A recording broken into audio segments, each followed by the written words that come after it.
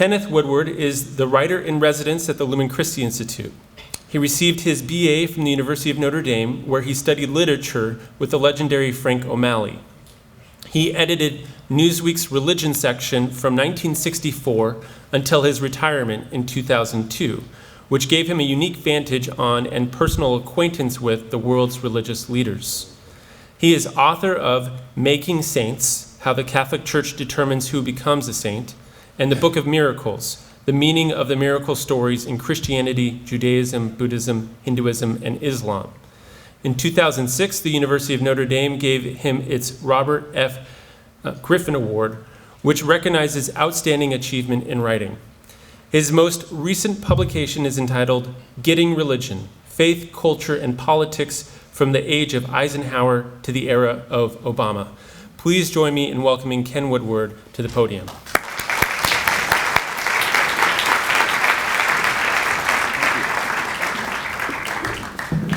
You know, this is going to be fun tonight.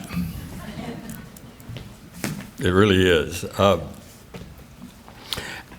the death of John Henry Newman in 1890, upwards of 15,000 people accompanied his body from the Birmingham Oratory, which he had founded, to his grave 7 miles away. He was 89 years old and widely considered a national treasure for the fineness of his thought and of his literary style. The Times of London was not alone among British publications in noting Newman's suitability for canonization. Why then did it take more than 125 years to proclaim Newman a saint? There are several reasons here, and I will mention just a few. One certainly is that the English Catholic Church, at the time of Newman's death, had just emerged from legal suppression dating back to the reign of Henry VIII. It had neither the resources, the leadership, nor the pedagogical know-how to pursue anyone's canonization. Indeed, the Italian priest credited with bringing Newman into the Catholic Church was beatified long before Newman himself. Well, the Italians know how to do it. It's right in their backyard. I visited the oratory, and they were a little hesitant about all of this, and they said, the Italians, they have the hang of it, and we don't. So that was probably part of it too. A second and a major reason is that Newman wrote so much, and all that he wrote had to be scrutinized. To call him a theologian, in my judgment, is to slight the range of his thought. Newman was that more comprehensive figure, a Christian humanist, whose output of letters, 20,000 of them, plus his books, his essays, his numerous and wonderful sermons, his poetry, hymns, and 2 novels ran to 90 volumes. And then there were between 50,000 and 70,000 letters to Newman and about Newman, written during his lifetime, and also these had to be scrutinized, not to mention all the writings about him after his death. One can appreciate then why the biography of Newman, written by one of our distinguished speakers here, Father Carr, is that true? Because I haven't seen it. 700 pages long? About 750. There you are. You just put up against the door to keep it dry. Ian Carr is a distinguished theologian, literary critic, and biographer. He is generally acknowledged to be the world's foremost scholar on John Henry Newman's life and thought. Father Carr is on the faculty of theology at the University of Oxford, where he's a senior research fellow at Blackfriars Hall. He has taught both English literature and theology at universities in the United States and Great Britain. A prolific writer, he is the author and editor of more than 20 books on Newman, including the standard biography of Oxford University Press, reissued prior to Newman's beatification. His most recent book, Newman on Vatican II, investigates how Newman would have interpreted the Second Vatican Council. In addition to his writings on Newman, Father Carr is also the author of The Catholic Revival in English Literature, 1845 to 1961, Mere Catholicism, a play on C.S. Lewis, I see, and G.K. Chesterton, a biography. For the past 7 years, he's taught a summer seminar at Oxford for graduate students on Newman's thought for the Lumen Christi Institute, as was just said. So welcome to Chicago, Father Carr, and welcome to Chicago weather. I'm so glad you're not English, because you said I was the foremost authority on Newman. In England, they would say perhaps the foremost. A dreadful British habit of understatement. They say Shakespeare's perhaps the greatest dramatist. And perhaps you'll enjoy yourself tonight. The third reason why Newman has only recently been canonized is that for a century, supporters of Newman's cause could not find any posthumous miracles attributed to his intercession, without which he could neither be beatified nor canonized. As I see it, the problem was that those Catholics who admire his prose and the fineness of his mind are not the sort of Catholics who pray for miracles in times of need, while those who do typically do not address their pleas to saintly figures known chiefly for how well they think and write. Indeed, for decades, Newman's despairing intellectual admirers argue that his splendid prose itself should be considered a miracle and worthy of a saint. Let the record show then that both the miracles on behalf of Newman's cause, both of the miracles on behalf of his cause, came from the United States.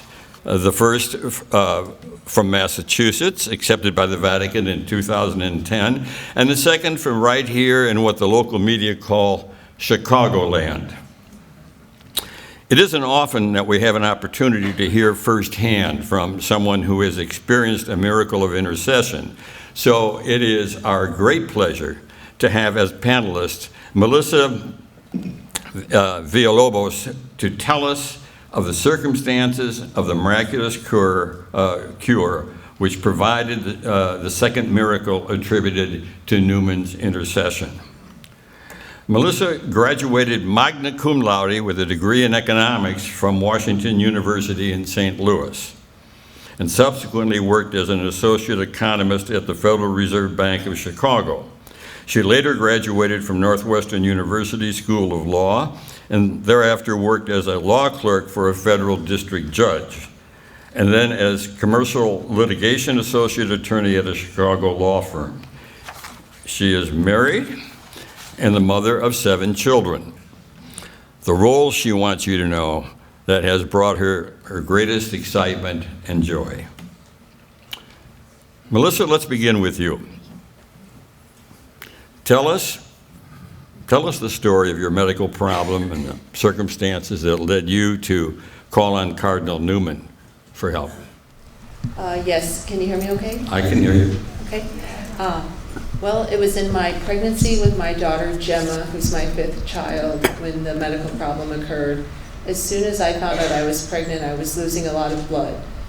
So I went to my doctor, and he performed an ultrasound and said that what had happened to me was that the placenta had become partially detached from the uterine wall. There was a rib in it, and that rib was allowing blood to escape through the hole. So the bad news was that there was nothing we could do about it. There was no medicine available to fix the hole or any kind of surgical procedure that I could have. Also, because I was so early in the pregnancy, I had a long way to go. And obviously a C-section delivery. Like what? Like in springtime and you were due in the fall? This was in late April, and I was due January 1st. And then in addition to the partially detached... Let me ask you, how old was your oldest child at that time? 6. Okay. Yes, I had a 6-year-old, 5, 3, and 1-year-old at home. And, it was... I was told I needed strict bed rest. So that was definitely a... Good luck with that. Exactly. That was not going to happen. At least not strict. And then I also had a subchorionic hematoma in the uterus, which is essentially just a blood clot, which was 2.5 times the size of my daughter in there. And so that was also putting pressure on the baby. And so I lost a lot of blood. The doctor said to try to rest, and any kind of movement made me lose more blood. And when I say any kind of movement, I mean walking, lifting even a gallon of milk, walking too quickly. So it was a very sensitive situation, and I tried to be as still as possible as often as I could. Tell us about that day. Yes, the day that I was cured. I had just been in the emergency room the previous Friday from losing so much blood. So this was 5 days later, and on May 15th, my husband had to leave early in the morning for a business trip. He had to fly to Atlanta, and he couldn't get out of this trip. I actually had a miscarriage right before this pregnancy, so he had missed a lot of work for that, and he really needed to go on this trip. I had such a heavy heart about it. Of course, I didn't want him to leave because we had no other family members around to help me out. And I didn't know, if something happened to me, I'd have to call 911. And I didn't know who would watch the kids. What do you do in a situation like that? So I woke up that morning and, I'll back up for a minute. The night before, my husband and I agreed that he would just go ahead and leave in the morning if I was asleep and not wake me up. I thought it would be too hard to say bye. So when I woke up, he had already left, and I woke up in a pool of blood in the bed. And so things were really bad. And that really concerned me because I was told strict bed rest could help slow the bleeding. But since I was already asleep, there was no more still that I could be. So I realized then that I really didn't have any great options.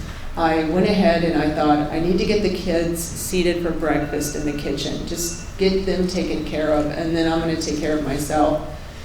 So I went downstairs with them, my 4 kids, the 6, 5, 3, and 1-year-old, and they had Cheerios and yogurt because we weren't cooking anything these days.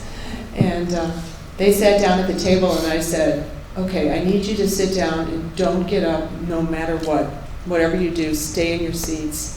And I figured they wouldn't obey the order for long, but that I could get them to stay as long as I could with that serious mom face, So I wanted to go upstairs, and I wanted to be alone. I didn't want them to sneak up on me and see the bleeding, basically. They did not know what was wrong with me. They just knew that I wasn't feeling well. So they agreed to sit in their seats at the kitchen table, and I went upstairs. And by going down the stairs and back up the stairs, I had made things even worse. I wasn't following this strict bed rest rule. So when I got upstairs, I closed the bedroom door, and then I went in the bathroom, and I closed the bathroom door, and I collapsed on the floor because now I was losing a lot more blood. And as I'm laying on the floor in the bathroom and I'm losing a lot of blood, a lot of thoughts were racing through my mind. I wondered, of course, how much time do I have? I wanted to only call 911 if I absolutely had to, but it was getting very close to that, and I thought, I think I need to call them. I don't know how much more blood I can lose at this rate. It was a lot. I was surprised I was still, conscious. So I thought I'm going to call, first I thought I'm going to call 911, and I realized I did not have my cell phone in the bathroom. I couldn't believe it, I didn't even know where it was. So if it had been outside the door around the corner, maybe I could have crawled over there. But I had no idea where it was, and I didn't have it. So I couldn't call 911. My next thought was maybe one of the kids could come upstairs, and I could say, please, go get the phone. But nobody was coming up, and it was silent. That was the other thing. So I started worrying about them. What were they doing? They were so young, I should hear noises. So then I was thinking they got out of the house, or they're putting spoons in the light sockets, or something horrible is going on down there. I'm up here stuck, and who knows what they're doing. And then I thought, I could scream. That would be the next thing. I should scream to get help, but I couldn't exert that abdominal force, that extra pressure on the placenta. I didn't know how delicate it was, but it was hanging there, and I could have just made it rip off once and for all. So I wasn't able to push down and scream for help. So at that moment, in the bathroom on the floor, with all these thoughts racing through my head, which actually happened quite quickly, even though I'm spelling it out for you, I said, please, Cardinal Newman, make the bleeding stop. And it stopped immediately, and it never returned. And I found myself standing in the bathroom, and I said, very rhetorically, I said, Cardinal Newman, did you just make the bleeding stop? I mean, I knew he did. And he made this burst of roses that filled the bathroom. And I inhaled the roses. It was amazing. And then it stopped, and then I said, again, very rhetorically, Cardinal Newman, did you just make those roses? And he did it again. And so it was like he was affirming, yes, I am. And my thank you to him, I would say, thank you. It was like you're welcome. So he made that second burst of roses in the bathroom. And that gave me the confidence to go downstairs and check on the kids. I knew if he did that I was okay and the baby was okay. You know, he wouldn't make those roses, and then I'd find out the baby didn't make it or something. So I hustled downstairs, and I was very worried about what I would see, you know, because they were silent, and nobody came upstairs. So I had planned in my mind as I was hustling down the stairs, I was going to say, what are you doing? You know, that was my question. And I went downstairs, and they were all at the table, sitting there, just like I had asked. And I saw them, and I said, I stuck to my script. I said, what are you doing? My oldest son said, well, we're just sitting here. And I said, I know, but I told you not to get up. So I was clearly, you know, like in this other state. I mean, just from almost dying, from being miraculously cured, I couldn't communicate normally. And they looked at me and they giggled. The kids giggled, like, what's going on with mom, right? She's losing it. So at that moment then, I realized my baby was okay, I was okay, the kids were okay. So I started to sit in the chair at the kitchen, and as I sat down, I said, thank you, Cardinal Newman. And as I sat down, there was a third, and this was the final blast of roses. It was like his you're welcome, like he had taken care of them as well. And I looked at my son, and I said, my son who's 13 now, who's 6, I said, oh my goodness, do you smell the roses? He was this close to me where my hand is. And I said, do you smell the roses? Of course, I knew he would. It was so strong. And he looked at me and he said, what roses? What do you mean? I said, just inhale, you know, just do like this. And he did, and he said, I don't smell anything. So I looked at my daughter, who was 5, and I said, well, you smell them, right? You know, just, and she giggled too, and they couldn't smell them. But they remember me asking if they could smell them. So it was just something that I experienced as maybe because that was where the cure was, and I don't know, it's a mystery, but so I was very obviously just overjoyed and amazed at everything he had done for me. And the roses, let's be clear, the roses were the aroma of roses. Yes, that's correct. I did not see actual roses. Wasn't a clergyman at the door or anything like that. No.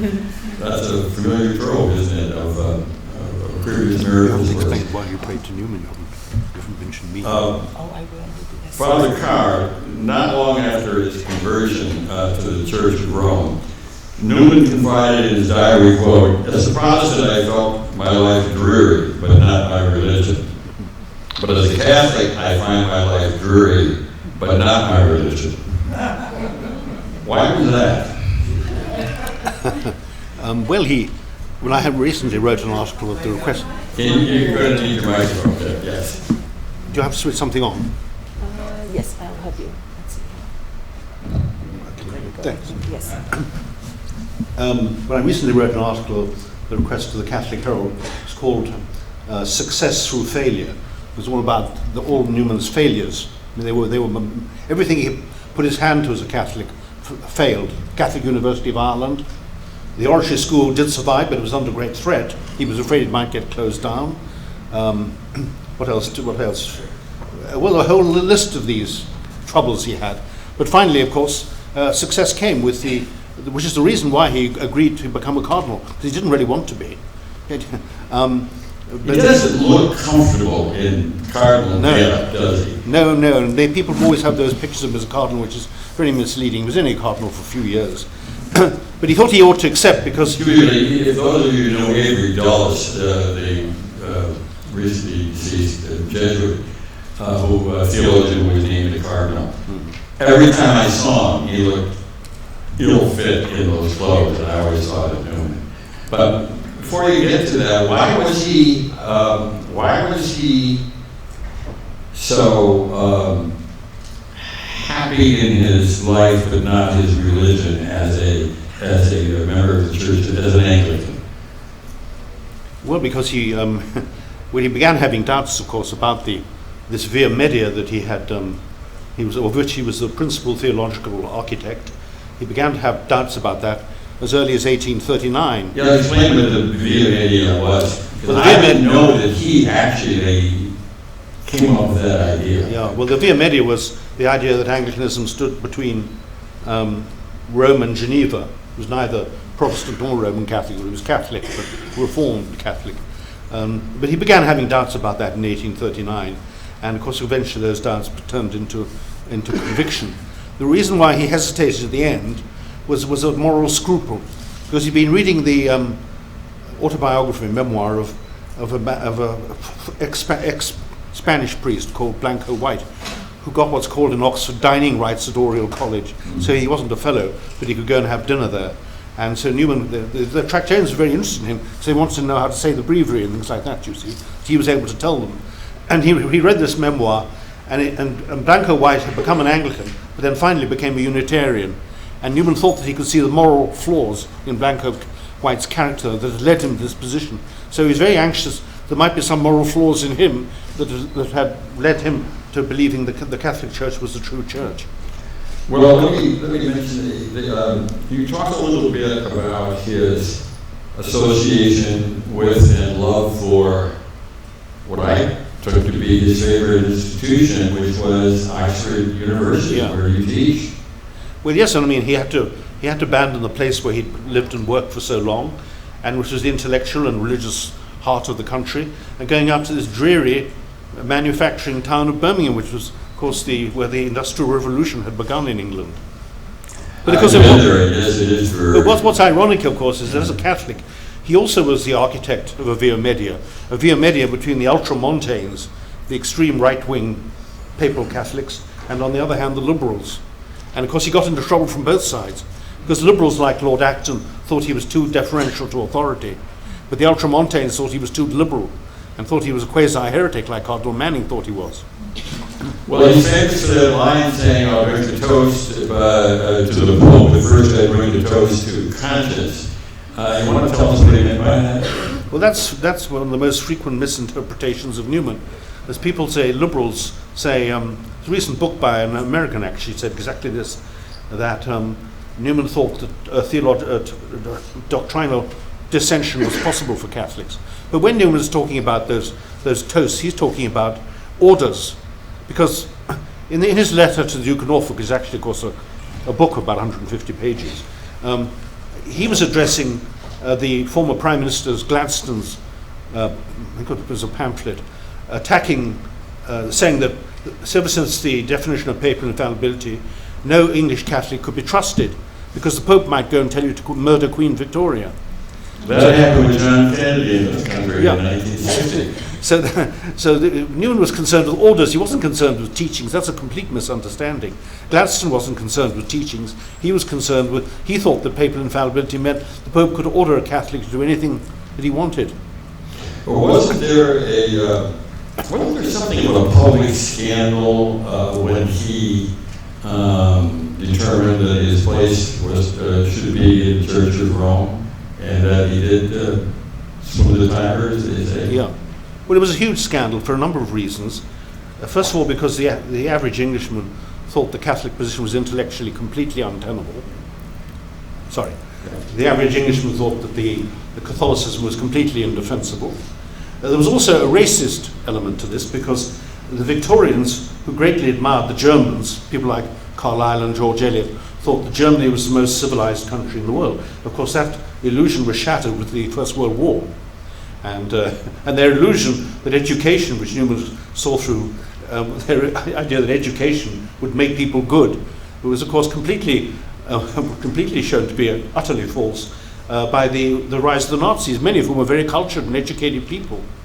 So there was a racist element in the sense that the average Englishman thought that the Anglo-Saxon races were the top race, and the Latins and Celts were inferior races, and they were inferior and poorer because they were priest-ridden.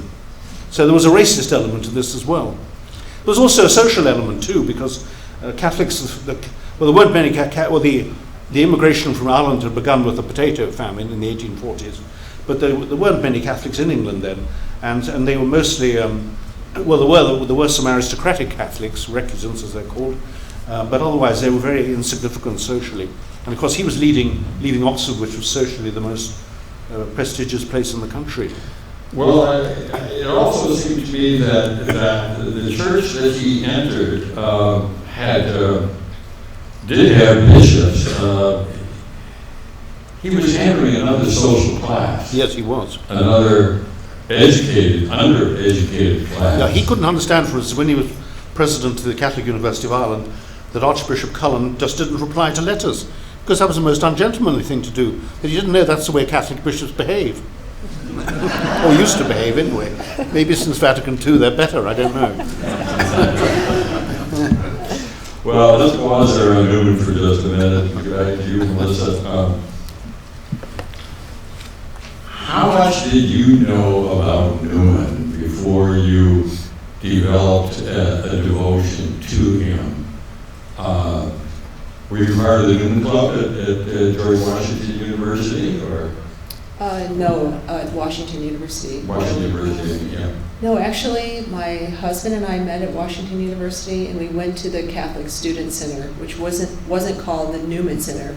I saw the name Newman there. I thought it was a benefactor because every building had someone's name on it, and I figured someone named Newman gave the money. So that's all I knew about him at the time. And my husband and I decided to go to a church in the area, a local church, instead of the Catholic Student Center. It seemed more familiar to us in terms of the Mass. And so I didn't learn about Newman through the Newman Center. And then later on in 2000, the year 2000, I was flipping on the TV while getting ready for work, and I actually saw a show called Newman at 2000, and Father Carr was on the show.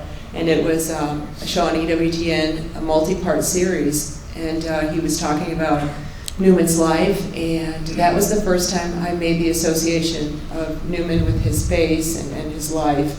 I was very fascinated by it. I thought he seemed like an incredible intellectual, a holy man, a loving man, but I did not start my actual deep devotion to him until 2011, when my husband brought home 2 holy cards with his image on them.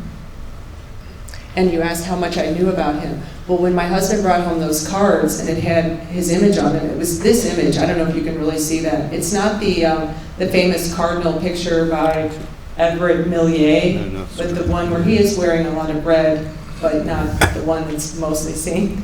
And he brought this picture, these 2 cards home, and I put them up in the house. I put one in the family room and one in the living room. And I would pass by his image and I would just gaze into his eyes, and I just fell in love with him. I thought he had the most holy face. And I know that sounds pretty unusual, but it's not like a rival to your husband David. Well, like I said, in a very holy way, like, you know, you fall in love with your grandfather or a priest that you respect. And so I was captivated by his face, and I said, and I would pray to him initially without knowing much about him, except for what I learned on the show. But I should confess, when I saw the show on EWTN, I did not understand everything they were talking about. I didn't know what the Oxford movement was, or the Tractarians, and the Via Media, all that stuff. That was something I would learn about later on. So I just started looking at his face. I started praying to him for ordinary needs. And I think it was good that I didn't know how brilliant he was, because I had no hesitation to reach out to him. But I got curious, and then I did what a lot of people would do, and I went on the internet, and I found a website called Newman Reader, newmanreader.org, and I started looking up his works. And I would read his letters, or I would read sermons, and I could not believe how amazing he was. I remember reading some of his words in the dining room with the computer screen there, and I looked outside the window, and I really felt like running out in the front yard and saying, "Hey, guess what, everybody? You've got to look this up. You're going to be amazed what's out there." I mean, it was so amazing. It was both enlightening, what he would say about Jesus in our church, but at the same time, it was kind of like what I already knew in my heart, but I didn't have the sophistication to put it into his words. You know, it was like he was saying what I knew to be true, but I could never say it as well as he could. So I was reading all kinds of bits and pieces of his letters and his works. starting in 2011, and that went on until, I was cured and beyond, of course, but so over about a year and a half until I would read his works and pray to him daily all the time for my cure. Okay. Didn't you also see a rainbow, a double rainbow, as well as the roses? Yes, that's right. Because Jack Sullivan had exactly the same Father experience. Carr, hold your. Sorry. I do that all the time myself. And it is remarkable that Jack Sullivan in Massachusetts had exactly the same two experiences. Smelling roses and seeing was it a double rainbow? Well, I did, yes. Do you want me to talk about that No, now? I didn't know about the rainbow. So, No, I'm sorry. I'm thinking of DHR or something over the rainbow, but go ahead. well, after I was cured on that day, I actually had an ultrasound previously scheduled for that afternoon. I was a high-risk pregnancy, so I had tons of ultrasound scheduled. So it was great. This time I was really excited to go because I knew there would be great news. And there was. I was expecting the doctor to say, the placenta looks perfect. But when I went, he said, the baby looks perfect, which of course is even better. But, there was no more bleeding. He loved what he saw. Everything looked great. And as I was driving home that day, it had not rained the whole day, not even a trace of precipitation. And I was thanking Cardinal Newman, and I said, thank you, thank you. That's all I could come up with, very simple words as I'm driving home, sobbing. And when I got to my house, right across from my house in the street, there was this huge rainbow. And I took my cell phone out. Now I have my phone. And I took a picture of it because I wanted to share it. And I took a picture of it. But I knew that Newman, being the brilliant scholar that he is, that this probably wasn't something just beautiful. Although it was beautiful, I didn't think he was just saying, here's a pretty rainbow. No, go back to your life. I thought, he used to he memorized whole books of the Bible, so I thought, I'm going to run in the house and I'm going to open the Bible and I'm going to find what this means. What does this rainbow mean? And I had remembered that it was in Genesis, in the story of Noah. So when I got in the house, there was this rainbow. I run in the house, the kids want to see me. I'm like, wait, I get the Bible and I open it up and I go to Genesis and I find the story of the rainbow and it says, the rainbow was a sign from God that there would be no more flooding, no more hemorrhaging. Oh, I see. Newman was telling me it was safe to go back and be a mother to the fullest extent, which was my greatest wish. I missed doing the laundry. I missed rolling around on the floor with the kids. And my doctor, who saw everything was perfect, said, you can still just take it easy just to be safe. Because he's a doctor, he doesn't want to say, go out and do gymnastics, I'm sure you're great. So, but Newman was telling me, no, you're okay, you can do whatever you want. And so as I read that in the story of Genesis, it said there'd be no more flooding. I kept reading, and it said that it was a sign from God to be fruitful and multiply. And after Gemma, we had 2 more children. So it was such a beautiful sign, so very Newman, so intellectual and beautiful and holy and loving all at the same time. He was curing me and giving me guidance and telling me it was okay to go back and be a mom. The church requires a miracle for beatification and a miracle for canonization as divine signs. That after they have studied the life and the virtues of the candidate, that they said, we've done all we can humanly to investigate this life. Now we look for some kind of confirmation. Used to have to be 2 miracles until John Paul changed it, isn't that right? Yeah, well, in 1983 they changed it, but he didn't really do the changing. He signed it. It had already been worked out. In any case, which brings me up this question. It's obvious that the Catholic Church does not canonize people for their writing, for the fineness of their thinking. They consider the saint or her a saint for other reasons. Father Carr, can you tell us anything about what the Ezekiel said, or what was said about his virtues, the virtues that are required of a saint? Well, I think they have to be heroic virtues, don't Well, they have to be done, yeah, it's a very bad word, heroic, but it simply means to an extraordinary degree. You can all think of stories of saints who practiced one virtue or another to an extraordinary degree. A lot of us who knew Dorothy Day knew, and it can be a little extreme sometimes in themselves. But what was it about Newman? Was he a humble guy? Was he? I mean, after all, he got a lot of pats on the back. What, in your judgment, stood out in this man that others might imitate, since very few of us can write as well as he can?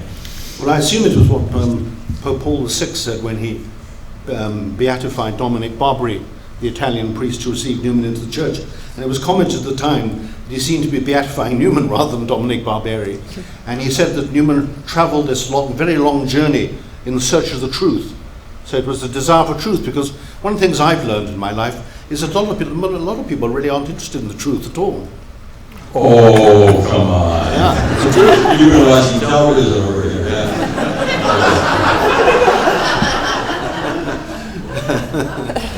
No, go ahead. What were you asking? Well, I'm actually asking you, what you don't hear normally, and you wrote the biography, I've been told the man was extremely humble, and he was humble in terms of the pastoral work that the oratory does in the neighborhood. After all, it's a neighborhood church. Well, I mean, it is remarkable. In 1841, just after the condemnation of Tract 90, which was condemned by it was an effort by Newman in line with the Oxford movement, to put a Catholic interpretation on the so-called 39 Articles of the Church of England, which were assumed with the Protestant title deeds of the church. So he got into huge trouble. It was condemned by the university and condemned by a number of bishops. And so he went out to Littlemore, which is now unfortunately a rather run-down suburb of Oxford, but was then a village, and was still a part of his parish, because he was vicar of the university church. And right at this moment of when he's having grave doubts about the Anglican position, he's been condemned by the university, which was then an Anglican university, condemned by the church, and he goes out to Littlemore, and what does he go and do? It's most remarkable. He goes into the village school, and he finds the school teacher hasn't arrived. She's supposed to have been there to call the roll. And so he does it. And he proceeds to teach the children how to sing. And he writes to one of his sisters asking questions about female hygiene, whether he gets little dresses for the girls to put on, and then he wants to know whether it's okay for boys to bring a ball into the schoolroom. But I mean, he says at the time, this is the happiest, I can't imagine anything happier than doing this. It's absolutely remarkable. So he had a real pastoral calling, yes, a real pastoral dimension to him. Yeah, these are village school children, they weren't the least bit educated. And yet he had this great, so it's quite extraordinary. Do you know, as they judged his life, whether they brought up the conditions under which he had to operate? You mentioned one, the Irish bishop. I'm talking about the conditions of. It seems to me he was not appreciated. As a Catholic. He was a rather bit too called as a Catholic.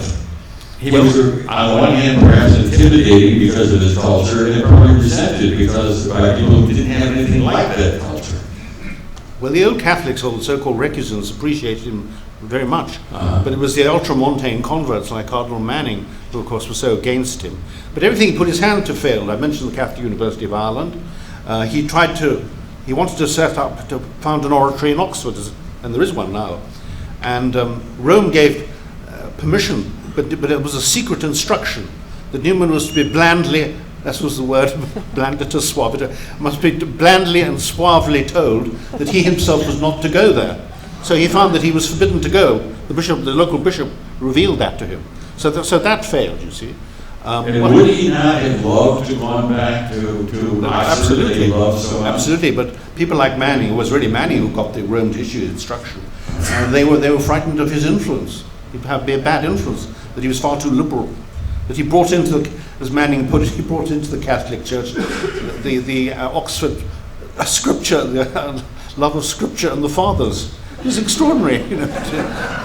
Well, what else failed? Well, he was asked by the English bishops to do a Bible translation, and the Americans had already begun one, and he never even heard back from the bishops. He actually started working on it. What else failed? I'm trying to think. Numerous failures. He failed in the sense that it was already the Apologia was the turning point.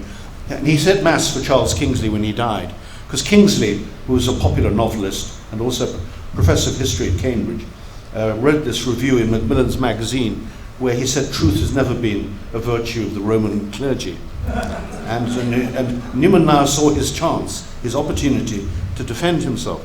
Because it was widely assumed, you see, it was quite often thought that he was, there's a wonderful story of him at Paddington Station in London.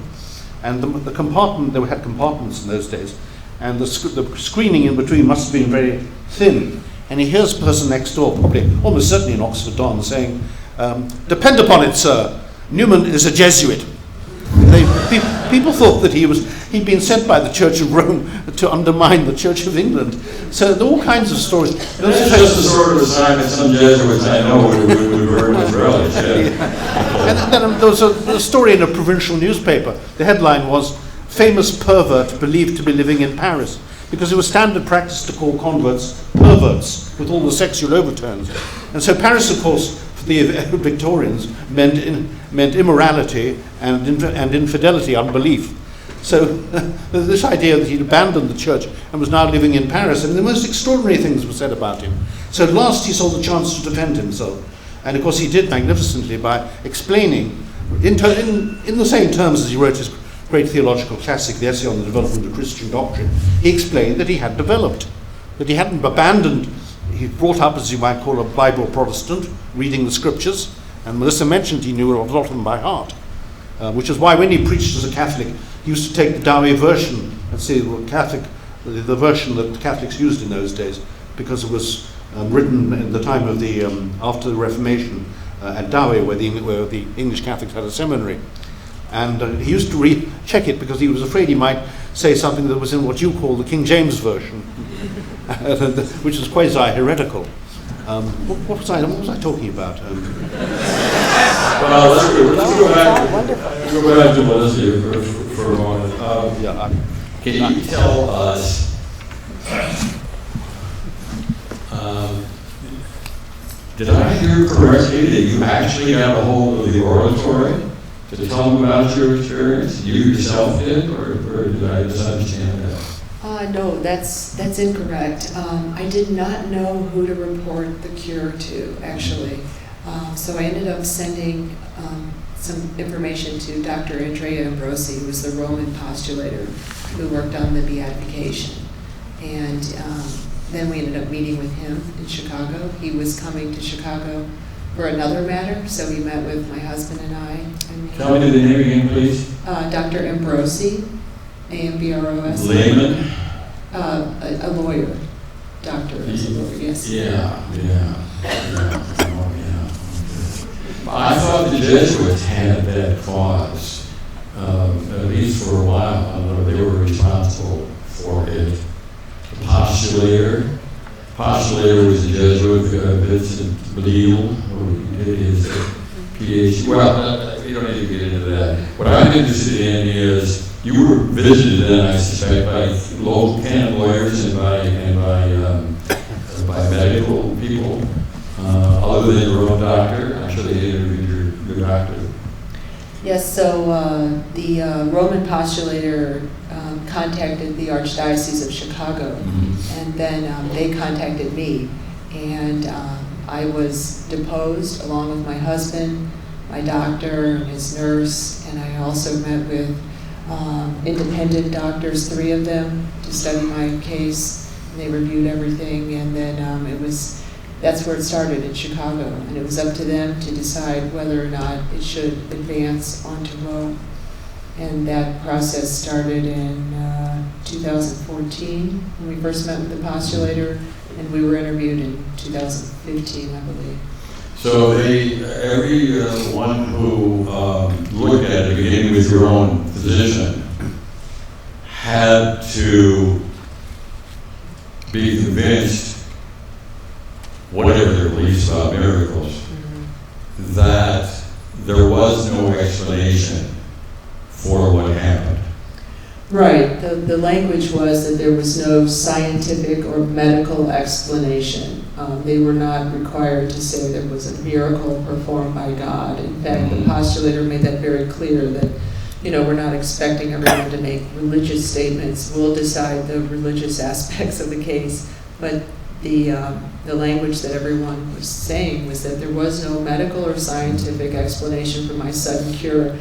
I was supposed to lose the baby, but if I didn't lose the baby, I would maybe have her early, prematurely, and she would have lots of problems. The thought was, with the strict bed rest, that eventually, after many months of laying in bed, the cells in the placenta could start to grow back together and repair that hole that had developed. So the fact that I was cured instantly was without medical explanation. Yeah, that is the most extraordinary part, I think, of the story. Okay. Did anyone ask you, it would probably be the canon lawyers, Mr. Conway, did anyone ask you if you had prayed to or to any other St. Ignatius, Loyola, St. Rose of Lima, another saint? I think that came up, and I certainly prayed to no one else. In my devotion to Newman that started, over a year before, I was so convinced that he was in heaven that I really felt that if it was in God's will to heal me, that he would deliver the message, and that's all I needed. So no, I didn't pray to anyone else, and I think they asked me that. I think you're right to ask that. Okay. Father Carr, you said on Canadian television, when all this is on YouTube, folks, if you want to look at it, after he's beatified, that he would be made, he seemed quite confident that Newman would be declared the doctor of the church. Well, it hasn't happened to you. What are your expectations along those lines? Would you explain, because I don't quite understand myself how you get to be a doctor of the church? It's not getting an MD degree, that's for sure. Well, many years ago, the English hierarchy, in their ignorance, who didn't believe Newman was a saint, because unfortunately, Wilfred Ward's biography, which is good on Newman's theology, but it presented him as a hypersensitive, rather gloomy person, which of course is completely untrue. He was sensitive, but so they petitioned Rome that he be declared a doctor of the church, and Rome replied, well, he can't be, because he's got to be a saint first. You have to be a saint, because a doctor of the church is not just an eminent theologian. I'm not going to be declared a doctor of the church, because you have to be a saint. And so I think there's undoubtedly... Oh, darn. Okay. Anyway, just as St. Robert Bellarmine is a great doctor of the church for the Tridentine church, I think St. John Henry Newman was going to be the doctor of the church for the post-conciliar church, the post-Vatican II church. Well, many of whose teachings, of course, he anticipated. would you say that Vatican II is a vindication of Newman in many ways? Because Oh yes, absolutely. Yeah, particularly, of course, there's only one place in the documents that I know of where you can trace a direct influence of Newman, and that's in the Constitution on Divine Revelation, where it's probably put in by the French theologian Yves Congar, where there's a reference to the development of doctrine. So that I think would be and of course in that book of mine, last book of mine you mentioned. 725 pages, yes. Okay. In his essay on development of doctrine, Newman cites 7 tests or notes of authentic doctrinal development. Now, every Newman scholar that I know of has always said those tests are useless. Well, in my book, I argue on the contrary. They're extremely illuminating. And if you apply them particularly to the Declaration on Religious Freedom, Dignitatis Humanae of Vatican II, because that was the document that caused most trouble. I mean, it wasn't the document that caused most trouble here or in England, obviously, because religious freedom was taken for granted. What caused the most problems here in England was the constitution on the liturgy, because the Mass changed so drastically. But it was, as the American Jesuit John Courtney Murray, who was the architect of that declaration, said that the whole council's been about the question of development. So in my book, I apply those 7 notes or tests to the Declaration on Religious Freedom to show that it is an authentic development. It's a change, but it's a change in continuity. Because that was really what took Lefebvre out of the church, was the Declaration on Religious Freedom. Because all the 19th century popes had consistently condemned religious freedom. So it's very important. I wish Lefebvre, he's dead now, had wrote my book. Because I think those notes and tests are most illuminating in showing how that declaration is a change, but a change in continuity, a development of doctrine, in other words. So all those Newman scholars who say they're useless are wrong. The right people would read them, and then they would do the right thing. Exactly. Let me ask you, I have a feeling that Paul VI, who was a very cultured Italian, would have made him a doctor of the church. Yes, That's just my sense of it. but I don't know about the present pope. Well, I don't know about the present pope, and I'll say no more. And I don't know about one in between. But but what is it? Just the Pope does this, decides, or obviously he's going to talk to other people? But it seems to be a one-man show when it comes to naming a doctor of the church. There's no process, in other words. Well, the Pope does it. The last one to be made doctor, I think, was Saint Therese of Lisieux, wasn't it? Yeah, which is very Saint interesting. Therese of Lisieux, who was known for writing books. Yeah. And It'll be his the own, Pope. It'll be the Pope. I mean, you don't have to have a general council or anything Well, like that. yeah. It's the Pope who will declare the saint to be a doctor of the church. Okay. Well, I think there's no doubt he's going to be made. And I wouldn't be sure in this pontificate, but eventually that is undoubted. That's why it's so significant, and why Melissa's prayers are so important, and why I value them so much, and I'm so grateful to her for them. Because it's her prayers that have enabled Newman to be canonized. So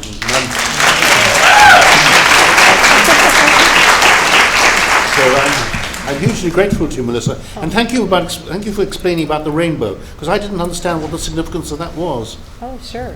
As a matter of fact, so I got that picture developed from the rainbow, and there was actually a second rainbow that I hadn't seen when I took the picture, which was in reverse color order, and it was it's a secondary rainbow derivative from the main. So I thought the main one was me, and the little one was my unborn daughter. And I printed those pictures and submitted them when we testified, along with the weather records, that there was no precipitation. Yeah. So, just as But Jack Sullivan saw a rainbow, and certainly your explanation doesn't apply to him. His problem was back problem. Yeah, maybe that was the shape of his back before. He's talking about the subject, the man who was the subject of the miracle that was attributed to Newman for beatification, right? Yeah. Okay. Well, look, I think there's a lot of rich things that have been said, and I would like to take this opportunity to open it up to any questions.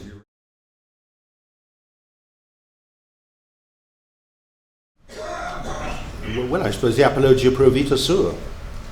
I mean, that would be, or the essay. Well, yeah, the Apologia. That's the book to read, definitely. How about any particular chapters in there that strike you as a?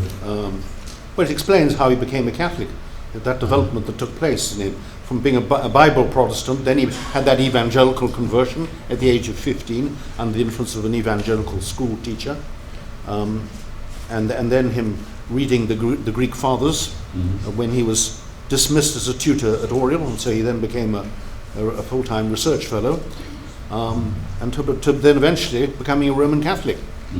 So I think that shows Newman's own development, which is very much in line, of course, with his essay on development of Christian doctrine.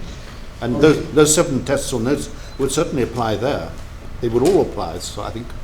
It's interesting that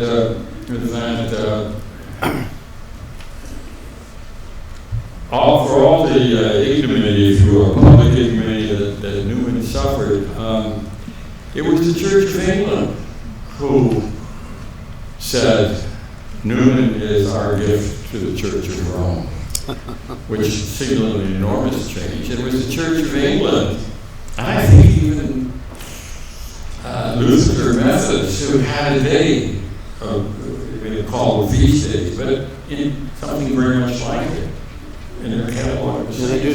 Before the Catholic Church. There was that wonderfully Anglican plaque in the University Church, St. Mary the Virgin, where Newman was vicar, which says, "From this pulpit preached John Wesley and John Henry Newman." It doesn't add both of whom left the Church of England.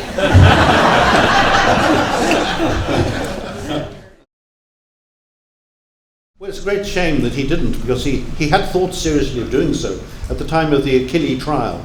Achille was this ex-Italian Dominican friar who'd been laicized, defrocked, and he was touring England, making anti-Catholic speeches, and in fact, Catholic churches were attacked.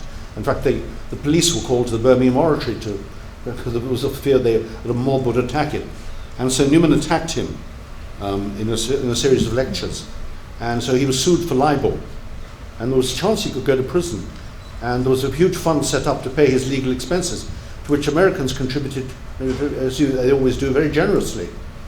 And so he had thought of going to America to raise money, and it would be wonderful if he had, because his letters would have been absolutely fascinating. We would have had Tocqueville and Newman telling us how you do he was, of course, a great letter writer. You see, George Eliot wrote a lot of letters, but she's a great novelist, but she's not a great letter writer. I mean, the letters throw light upon her, but they're not otherwise of any great interest. Whereas Newman's letters, of course, are in themselves a literary treasure trove. I mean, they're wonderful, his letters.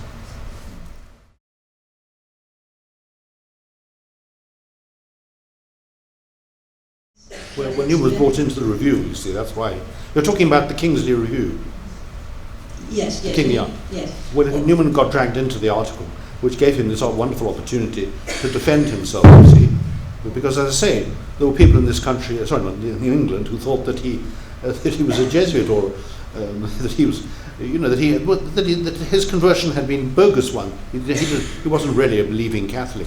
So this gave him the perfect opportunity to go into his life and show that it had been a development. That he had been a Bible Protestant, evangelical, and eventually becoming a Catholic. And so that gave him a wonderful opportunity to defend himself. As I say, when Kingsley died, he said Mass for him. He said how grateful he had. He never wrote to Kingsley to say, but he was extraordinarily grateful to Kingsley for giving him the opportunity. I wanted to mention something when I visited the, and we're going to take one last question. Do you have one here? Oh, okay, fine. Just one moment. When I visited the oratory, I asked to see his books. Mm-hmm. And you know what the library is. It's extraordinary. And I asked if I could open them up. I was looking for marginalia. I wanted to see his handwriting. And he said, oh no, he would never deface a book by writing in it. Well, I wouldn't remember what I wrote if I didn't write in it. But he had this kind of reverence toward books. And the other thing I noticed, he always, when he could, he wrote standing up, just like Ernest Hemingway did. I thought that was kind of interesting. Well, there was a German scholar who went into the library you're talking about and climbed up and wrote an article about all the books but of course not all the books were Newman's, because the other fathers of the oratory contributed books. So you can't necessarily deduce from the library what were Newman's own books. He had a sense of humor. Well, he had a great gift for friendship. And of course, in today's society, people have relationships. We never hear about friendships. Hence all that ridiculous business about his alleged homosexuality, because he asked to be buried in the same grave as Ambrose St. John. But Ambrose St. John had been like a brother to him for years, ever since his Anglican days, in fact. Because Ambrose St. John was a convert too. And he was one of the founders of the oratory with Newman. So that was why. But people today, they don't have this. He was a friend that Newman dearly loved. But if you say that today, people think you must have had a sexual relationship, which is ridiculous. Well, Oxford was all men. I said Oxford was all men in those days, was it not, the school? Sorry, you said? The university, Oxford, was for men only. Oh yeah, men only. And there was a documentary on BBC television, the time of the beatification, on which I appeared, and they had this, he's very distinguished professor of church history at Oxford, Diarmaid MacCulloch, in which he said, he's a homosexual, and he said, Newman, of course he was gay. He never had a girlfriend at Oxford. Well, the truth is, so I said on the programme, and he got his revenge on me subsequently. I said on the programme, I made such a distinguished historian is not apparently aware that there weren't any young ladies in Oxford in those days. and I doubt if there were even any young ladies in the taverns and the pubs. I assume they all, but there was male staff. So the idea that he didn't have a girlfriend, the most ludicrous thing I've ever heard. All right, well listen, I think we're going to wind it up there.